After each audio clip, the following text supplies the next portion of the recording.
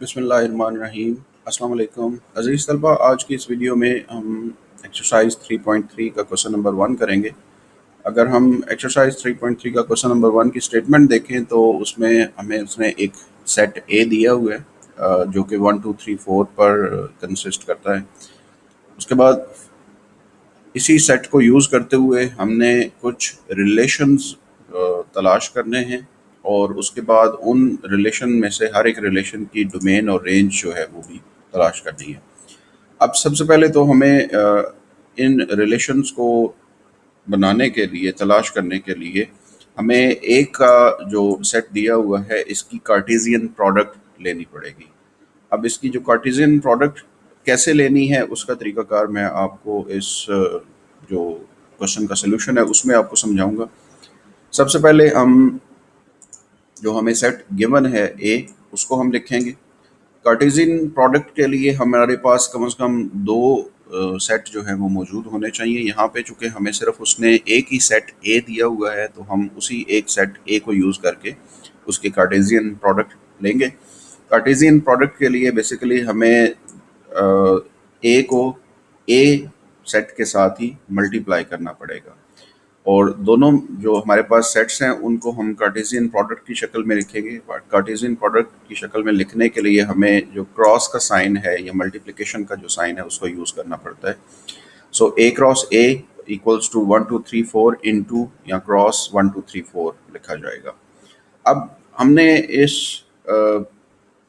Relations बनाने के चक्कर में कार्टेशियन प्रोडक्ट बनाने के लिए हमें करना क्या है कि जो पहले नंबर पर लिखा हुआ सेट ए है उसके एक एलिमेंट को 1 बाय 1 लेना है और उस एलिमेंट 1 को जो बी सेट है हमारे पास दूसरे नंबर पर मौजूद जो सेट होता है कार्टेशियन प्रोडक्ट में उसको बी से डिनोट करते हैं। यहाँ पे हमने ए से ही डिनोट किया हुआ है क्योंकि बी सेट हमारे पास मौजूद नहीं था। सो हम ए का फर्स्ट एलिमेंट 1 लेंगे और उसको बी सेट के जो दोनों बल्कि चारों एलिमेंट्स हैं उनके साथ बारी बारी ऑर्डर्ड पेयर की शक्ल में लिखेंगे। पेयर का मतलब ये है कि फर्स्ट एलिमेंट जो हम लिखेंगे वो सेट ए से होगा, जो फर्स्ट नंबर पे सेट ए लिखा हुआ है, और जो सेकंड नंबर उस ऑर्डर्ड पेयर का होगा वो सेट बी या यहाँ पे हमारे पास जो सेट ए है सेकंड नंबर पे मौजूद उसमें से लिया जाएगा। तो इस तरीके से एक ऑर्डर्ड पेयर जो है वो बन जाएगा। इसी तरह फिर हम दोबारा ए का फर्स्ट एलिमेंट 1 लेंगे और 1 को नेक्स्ट नंबर जो है बी सेट में 2 उसके साथ एक ऑर्डर्ड पेयर की शक्ल में लिखेंगे 1, 2। सो ये एक सेकेंड हमारे पास ऑर्डर्ड पेयर बन जाएगा। इसी तरह नेक्स्ट 1 को 3 के साथ और 1 को 4 के साथ ऑर्डर्ड पेयर की शक्ल में लिखने से हमारे पास 1, 3 और 1, 4 ऑर्डर्ड पेयर्स हासिल होते हैं। जब ये प्रोसेस हमारा 1 या फर्स्ट एलिमेंट के साथ कंप्लीट हो जाएगा तो उसके बाद हम सेकंड नंबर पे जो मौजूद एलिमेंट होगा, यहाँ पे हमारे पास 2 है, तो इस 2 को सेकंड नंबर पे मौजूद तमाम जो एलिमेंट्स हैं सेकंड सेट के जो एलिमेंट्स हैं उनके साथ 1 बाय 1 एक एक करके ऑर्डर्ड पेयर्स की शक्ल में लिखेंगे। तो 2 के साथ जब सेट बी के तमाम एलिमेंट्स को ऑर्डर्ड पेयर की शक्ल में लिखा जाएगा तो हमारे पास 4 ऑर्डर्ड पेयर्स के सेट आएंगे जो कि 2 1 2 2 2 3 और 2 4। तो ये चारों जो ऑर्डर्ड पेयर्स होंगे इनको हम आगे जहाँ पे हमने पहले ऑर्डर्ड पेयर्स लिखे थे 1 के उसके आगे इनको लिखेंगे। उसके बाद नेक्स्ट थर्ड जो एलिमेंट है फर्स्ट सेट का उसको ऑर्डर्ड पेयर्स की शक्ल में लिखेंगे इन चारों एलिमेंट्स के साथ। सो उन प्रोसेस को करने से हमारे पास 3, 1, 3, 2, 3, 3 और 3, 4 ये 4 ऑर्डर्ड पेयर्स जो है वो आ जाएंगे।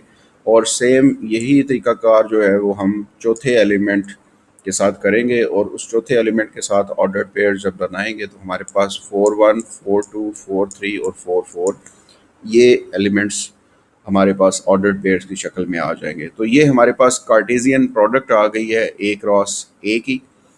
अब इस कार्टेशियन प्रोडक्ट को यूज़ करके हमें जो क्वेश्चन के अंदर उसने मुख्तलिफ रिलेशंस निकालने का कहा हुआ है हम उन रिलेशन को तलाश करेंगे।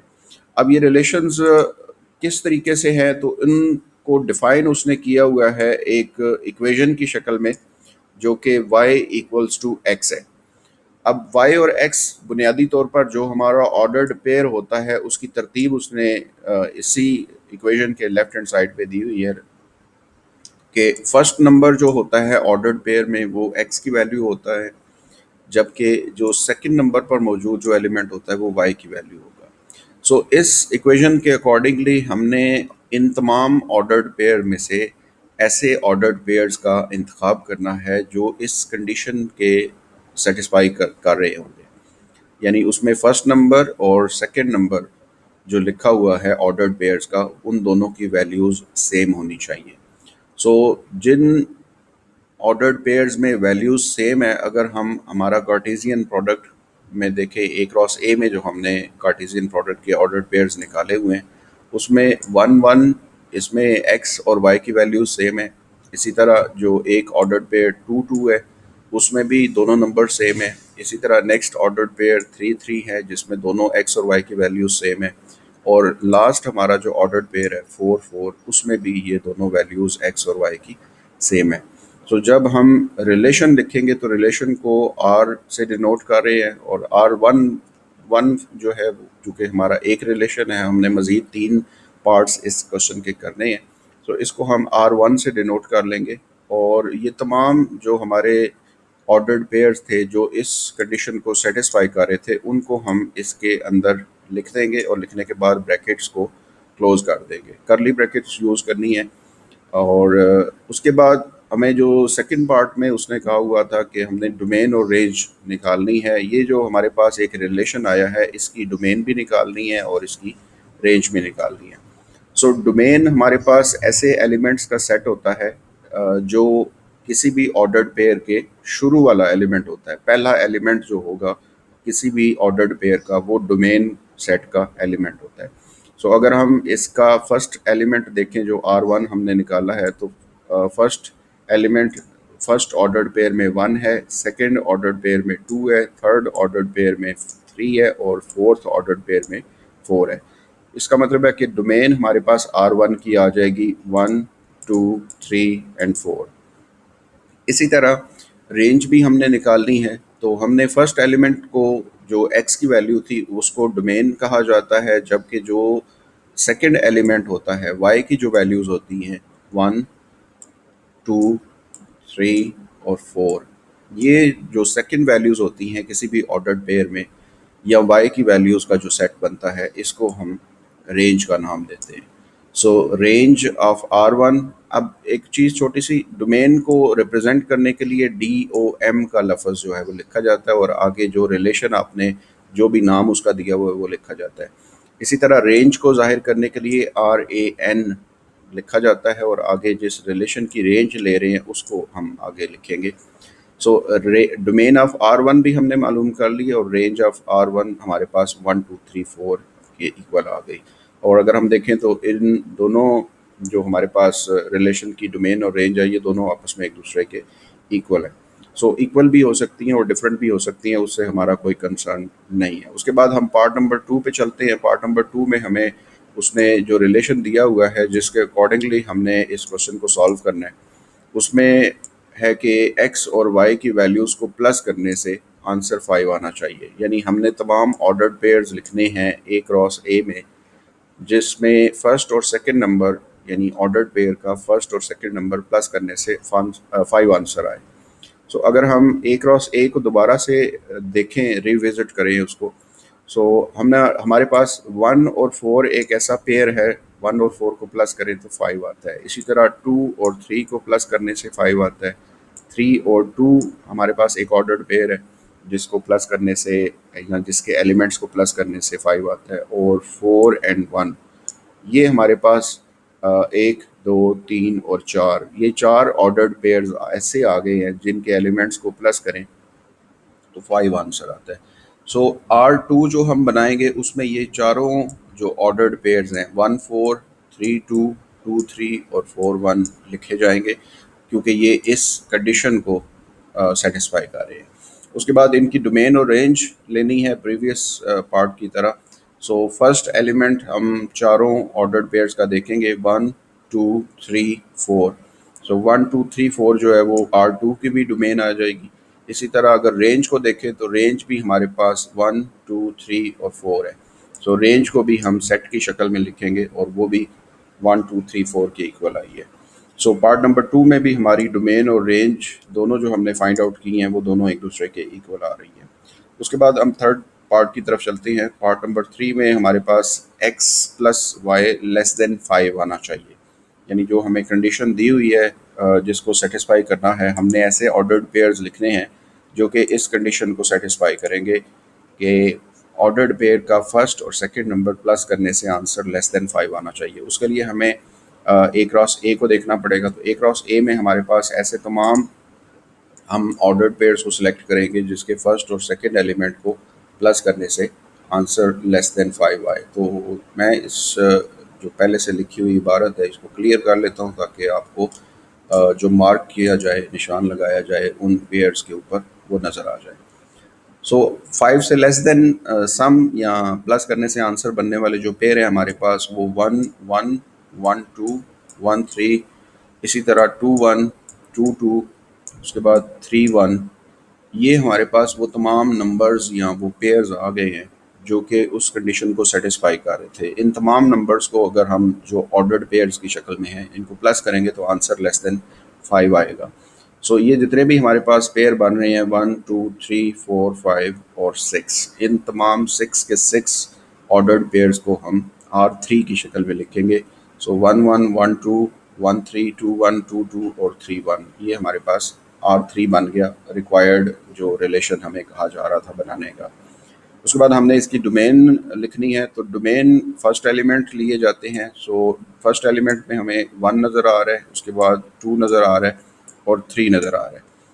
तो 1 2 3 जो है वो डोमेन आ जाएगी R3 की। अब आपको कुछ एलिमेंट्स ऐसे नज़र आ रहे होंगे जो रिपीट हो रहे हैं, तो हम सिर्फ वन टाइम किसी भी एलिमेंट को डोमेन लिखते वक्त एक दफ़ा लिखते हैं और इसी तरह रेंज में भी किसी भी एलिमेंट को एक ही दफ़ा लिखा जाता है, चाहे वो 2 दफ़ा रिपीट हो रहा हो या 3 दफ़ा रिपीट हो रहा हो। इसी तरीके से रेंज हम निकालेंगे तो रेंज में भी हमें जो डिफरेंट एलिमेंट्स नज़र आ रहे हैं उनमें 1 है, 2 है और 3 है। सो डोमेन भी 1 2 3 और रेंज भी 1 2 3 आ गई R3 की।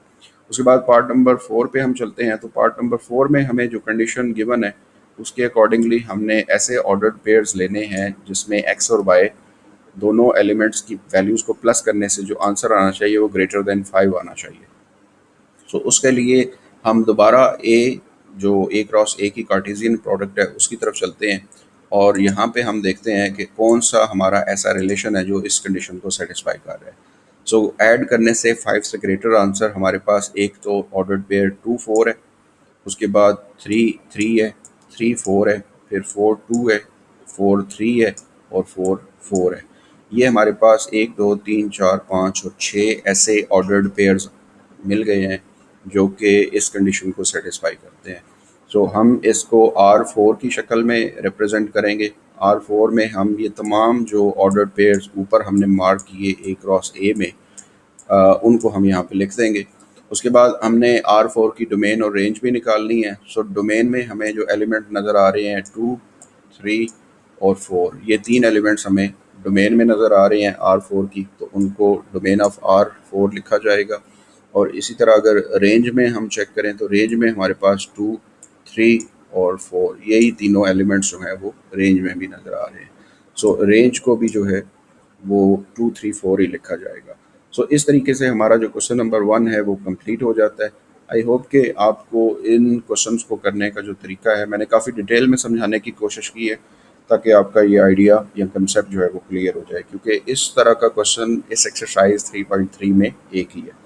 तो आई होप कि आपको ये वीडियो पसंद आएगी और इसमें जो कंसेप्ट समझाने की कोशिश की गई है उसकी समझ आ गई होगी।